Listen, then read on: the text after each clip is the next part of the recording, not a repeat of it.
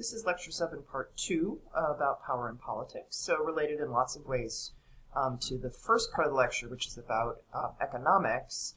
Again, power and politics are not issues that are unique to cultural anthropology. Lots of different fields study these topics, but the way that we will be talking about power and politics here is from that perspective of cultural anthropology. So thinking about power and politics in sociocultural context. So one of the key distinctions that your book makes is between power and authority. So I thought I'd start there. When we talk about politics, we're always talking about an exercise of power. But there are nuances to how that takes place. So one distinction that your book makes is between power as the use of force, right? So in other words, sort of making people do stuff, versus authority. So persuading people to do things. So authority is something that can be vested in certain processes or certain people, right? Certain political figures whose authority is recognized, and therefore people are willing to either do what they mandate or follow their lead, so to speak. Whether power takes the form of force or persuasion, there is the related issue of legitimacy, right? So, in other words, for it to be an effective exercise of power, then people need to recognize it as legitimate, right? As something that those wielding power have the right to control and deploy. So in other words, the exercise of power is not always accepted, right? There are cases in which the exercise of power is resisted, right, or rejected altogether. So legitimacy is part of what makes it possible for the powers that be, whatever form they may take, to either force or persuade others to do things.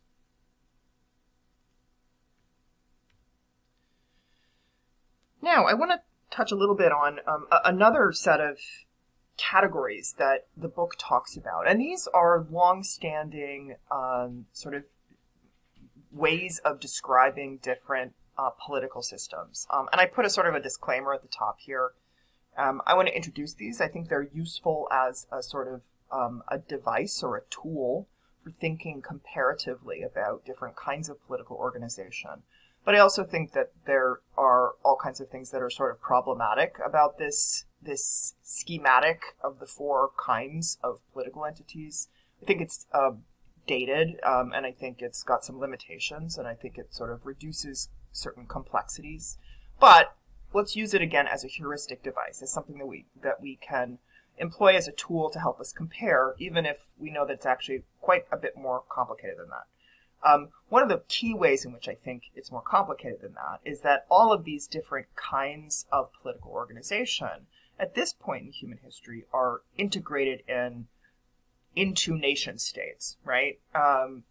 So I'm talking about bands as if they exist outside of or alongside states is not terribly useful. So there are indeed still band organized groups of people, right? A band being a small, informal, typically egalitarian way of social organization. But those bands are also sort of under the umbrella of a state. A tribe, which is the second sort of type of political organization that the book alludes to, is something that's typically bigger and a bit more complicated in its organization than the band. So the tribe is segmentary. It's integrated by a number of mechanisms that you read about in the book, including things like age grades, which is where all the people of a similar age bracket are sort of organized into a group, and they do certain things together or play certain roles in society together. Things like marriage, particularly as marriage integrates different families or different lineages, right? You read about, for example, ways in which in certain societies it's common to marry the cousin of another lineage, right? So there's all kinds of ways in which family organization and political organization overlap and intersect. This kind of political organization also relies on things like gift exchange, right, which we also talked about in the past, where things like reciprocity, which we've talked about, can be a way to forge different kinds of power-laden relationships. Okay. The third variety of political organization that the book alludes to is what's referred to as a chiefdom. So this is more hierarchical than the other two, right? Tends to be a ranked society under a ruler, right? Someone understood to be a chief or a leader, right? But that there's, again, more hierarchy than we'd find in the other two categories. And then finally, a state, which is the sort of form of political organization that most of us are most familiar with, right? Given that the modern nation state is the dominant political organization on the planet and has been for some time, right? So there are, again, these other ways of organizing oneself that are, smaller subsections of states, but the state system is certainly the dominant one. And a state is a centralized political system, and it claims control of certain kinds of processes, including things like being the only legitimate use of force, and states are quite hierarchical or stratified.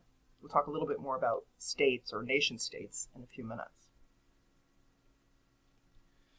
So one of the things that is useful about comparing these different kinds of political organization is it can help you think about different aspects of political entities, including things like, for example, varieties of leadership. That is, how different groups of people vest power in certain individuals to be leaders or guides. And we find that the nature of the leaders in these different kinds of political organizations is quite different, right? So, for example, if we wanted to compare the informal power of the leaders who were known as big men, for example, this man on the left, who is a big man, that is an informal political leader in Papua New Guinea, versus the formal power of someone like, the President of the United States, we'll find all kinds of differences. So the kind of system we have in the U.S., the political leaders that we vest power in are in a position to make the citizens of the country do all kinds of things, right? There's a different kind of power there. Informal leaders like the big man on the left can try to convince people, right, and encourage them to do things, but ultimately does not have any formal mechanism to make people do things. As I mentioned, the nation-state system is the dominant one, and I think it's worth reflecting a little bit on this sort of political organization that we tend to take for granted. The fact of the matter is that the modern nation-state system, although certainly dominant in the world, is a relatively recent invention. It emerged only in the 17th century. So this is not a timeless way of organizing societies, right? It has a very particular history, and it's not a terribly deep history. Despite that, we tend to take it for granted. I mean, even looking at a map like this one, which is a typical way that maps are presented, with these different colors and these very well-defined lines between where one nation-state ends and a new one begins. Again, it's something that we see all the time, and we assume it to be sort of just the way things are. The fact is we need to think about both where this came from, again, just several centuries ago, and the fact that in our current world there are all kinds of challenges to this system. What we'll be talking about next week is globalization, which includes various challenges to our assumptions about nation states, right? There are various political entities in the world that in fact cut across those borders and connect those territories in ways that are not well represented in this kind of a map. But the fact is we want to think about nation states because, again, it has a lot of both real and symbolic power in the world today. So if we think about states and how they operate and how they wield power, we can think about a few different kinds of control that states have. I already mentioned one, which is that states claim a monopoly on legitimized force. That is, the state is the only actor that can, have the right to deploy force. That can take the form of military, as in this image here, or at a smaller level, police forces and things like that. But the notion is that the state has the right to deploy force, and everyday citizens do not. The state also claims the right to demand resources from citizens. The most obvious way is in paying taxes, things like that, or paying fees and fines. The way that the state is able to fund many of its functions is through, again, claiming that right to demand that citizens contribute funds to the running of the state. The state also controls who is deemed to be a citizen and what is deemed to be the territory that that state controls.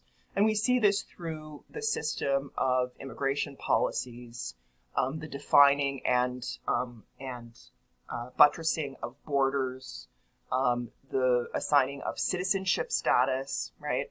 So states, again, claim this right to decide who is or isn't a citizen and what is or isn't the territory that that state controls. And finally, we can also note that states control information. So what the citizens can know about how the state operates. States tend to have systems for revealing some things and not revealing others. The United States is the same, right, in having certain kinds of information that are considered classified, and only people at certain levels of the hierarchy of the state are allowed to know those things. So what all of this suggests is that the nation state is a certain sort of political organization, and it rests on a whole bunch of assumptions about the nature of legitimate power. Those are otherwise, another way of talking about those assumptions is that they are ideologies, right?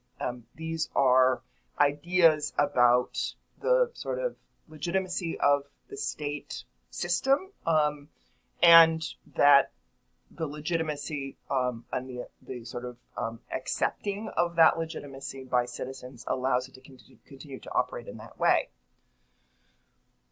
One of the ways that those ideologies continue to saturate our consciousness about the political organization that we're embedded in is that that kind of power is exercised in both practical and symbolic ways. So some of the practical ways we can think about, all of the ways listed on this slide here, all the ways that the state sort of reaches into all of our everyday lives, right, by things like expecting us to pay taxes by a certain date, or to register our cars, or pay a red light ticket if we are fined in that way, etc., right?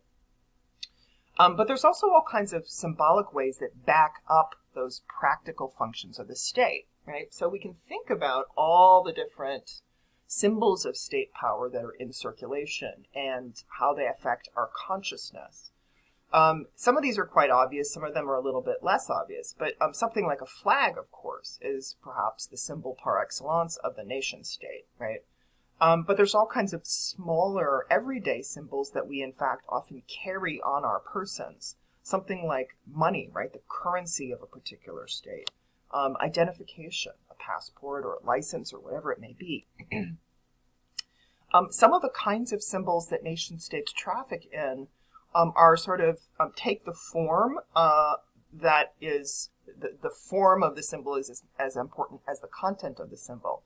So, for example, monumental architecture, stuff like the Washington and Lincoln Memorial, the Capitol building, we find in states throughout the world and over time that big, heavy, imposing architecture is often used as a symbol of state power, right? Because precisely that form that it takes, that it looms over you, that it looks permanent, it's made out of stone, it's not going anywhere, carries with it all of those sort of meanings or implications about the power of that political organization. We already alluded to the fact that the state claims a monopoly on legitimate use of force, and around the military or police forces we find also lots of sort of use of symbols. whether it's in uniforms or badges or various kinds of military displays, right? Certainly some of that is functional, but some of it is also symbolic. And that's the point that I'm making here, is that the way that the state exerts its power weds the practical and the symbolic. While we're talking about politics, I also want to take a minute to talk a little bit about the book you've been reading, Labor and Legality. And we'll talk about it more next week, too, because it also ties in very well with the theme or the subject of globalization. This is a really interesting book, I think, not only because it's set in and around Chicago, but because it's also about a very pressing current issue in the world today, which is immigration, and particularly the experiences of undocumented immigrants in the United States. We know this is an issue that has been deeply politicized in the U.S. in recent years. And this book, Labor and Legality, takes a somewhat unusual approach to it, in that it's an ethnography of undocumented workers in the U.S., right? We're more likely to hear discussions of immigration by legal scholars or political scientists, but this particular author, Ruth Gomberg Munoz, is an anthropologist. So she did the kind of research that anthropologists do, in that she really sort of engaged in interviews and participant observation and really getting to know the individual men that she was interested in learning about to really understand the details of their everyday lives. So her book then, as by now I think you know, since you're probably pretty well into reading it, is about it's about the whole phenomenon of undocumented workers in the U.S., but she looks at that bigger issue through the lens of the lives of 10 particular undocumented Mexican men who are working as busboys around Chicago. So I wanted to just pull out a few key themes as you're reading that, continuing to read that book, and particularly as you're starting to think about the book review, to sort of process what you've read around some key themes. So I wanted to pull out a few of those themes today, and then again in the lecture next week I'll talk about it a bit more. But I think these are some important things that that the author brings up. One of the main goals that I think the book has, and the author says as much, is really to challenge what are a lot of misconceptions and stereotypes about undocumented people in the U.S., and maybe particularly about people coming from Mexico, right, as our neighbor country that we share a border with. Again, as I'm sure you're all aware, this has been a highly politicized issue, and that has led to a lot of misinformation about who these individuals are, why they're here, etc. In the beginning of the book, Gomberg Munoz talks a lot about the fact that indeed this is not a new thing, that there's a long history of the economies of the United States and Mexico being interconnected in a variety of ways. And that has included a long history of Mexican workers working in the United States, including a longstanding program, the Bracero program, that invited and encouraged Mexican laborers to work in the United States.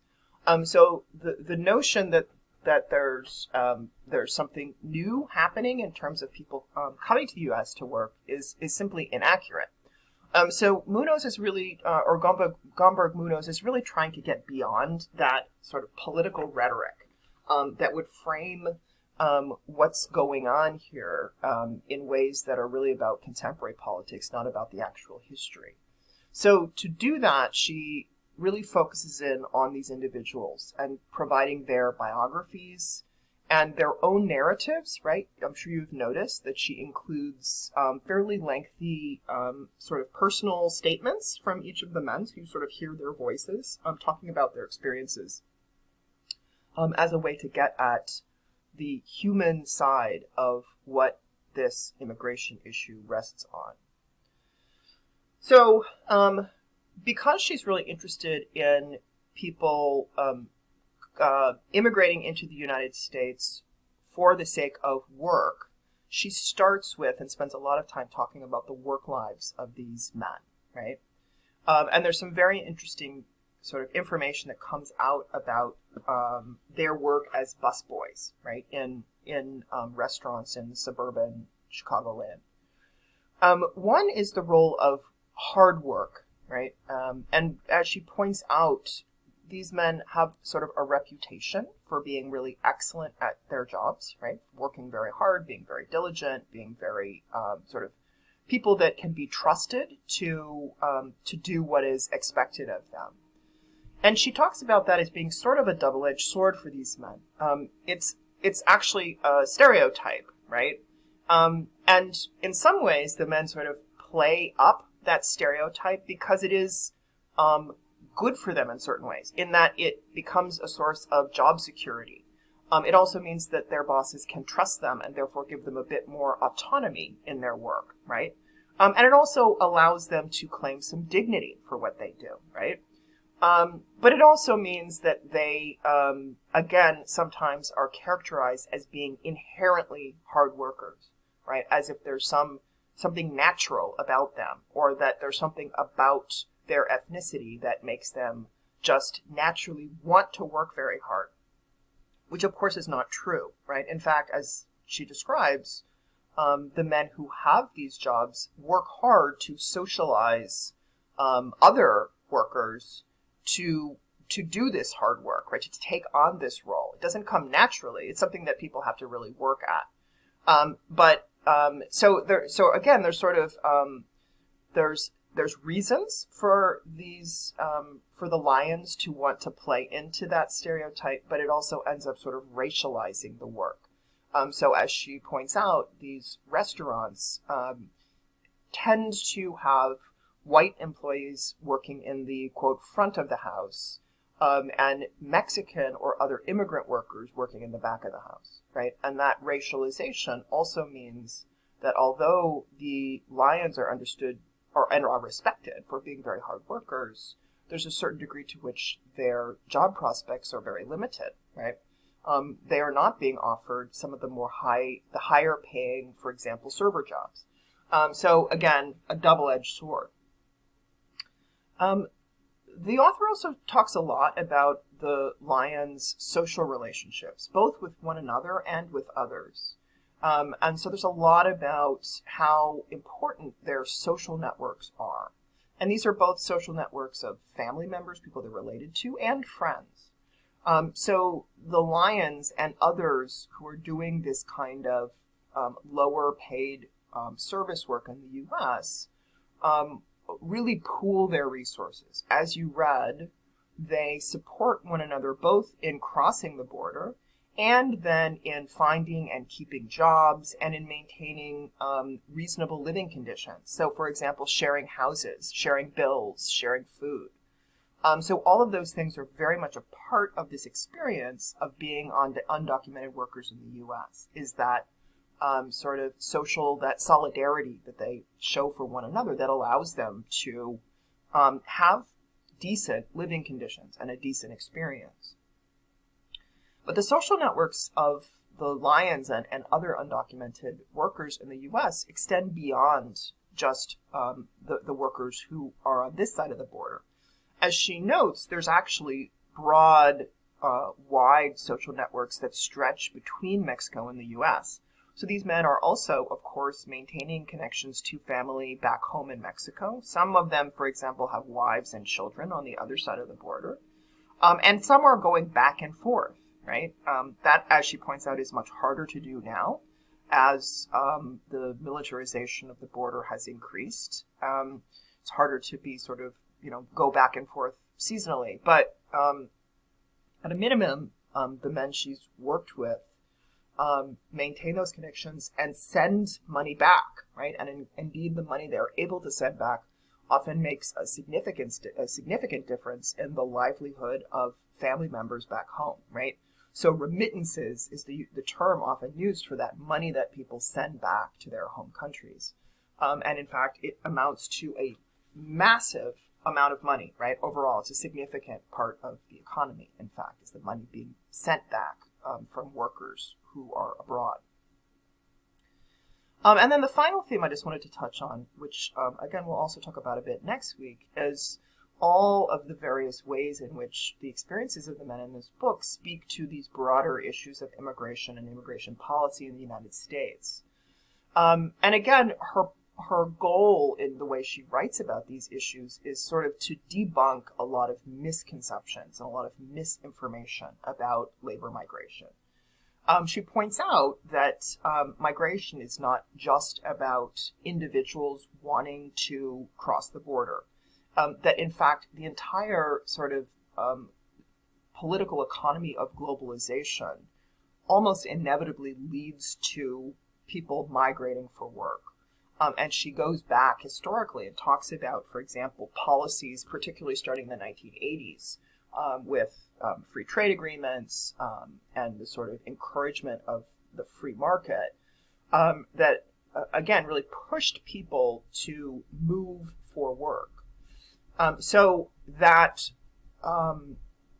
those sort of economic policies, political and economic policies that encouraged labor migration were matched with a simultaneous crackdown on people crossing borders, right? And that militarization of the U.S.-Mexico border and the restriction of the rights of migrants. So we have this sort of this deeply conflicted set of principles, right? One which encourages people to move and another which punishes them when they do so.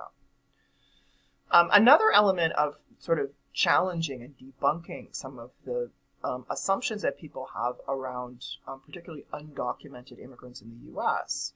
is the idea that they're somehow a drain on the U.S. economy. Quite the contrary. As she points out, undocumented immigrants in the U.S. contribute billions of dollars to the U.S. economy through all the different kinds of taxes that they contribute, right? Even though they are not eligible for most government services. So these are individuals who are giving a lot more monetarily to the U.S. than they get. And she also points out, another key sort of stereotype, which is the idea that undocumented immigrants are somehow a source of crime or violence. Quite the contrary, as she points out and has been very well documented. Immigrants in the U.S. Commit crimes at a significantly lower rate than U.S. citizens do. So that's simply not true. So overall, one of her points is to encourage us as the readers to think more critically about this kind of human movement, which has been a part of the human story from its very beginnings. There's nothing inherently illegal about people migrating from one place to another, right? Again, at different moments in history, it has or hasn't been considered a problem, and it has or hasn't been considered, quote unquote, illegal. So there's nothing inherently problematic about people moving from one place to another. It's simply that laws that have been inserted at some moments in time have restricted movement. So if we want to understand what's going on with people moving from one part of the world to another, we need to think in that way about the social context of laws, not assume illegality to begin with. So again, this is just a little bit of a recapping of some of the key themes from this text. I hope you'll keep reading it. It's, I think, a very interesting book and quite readable. So we'll talk a bit more about it in next week's lecture as well.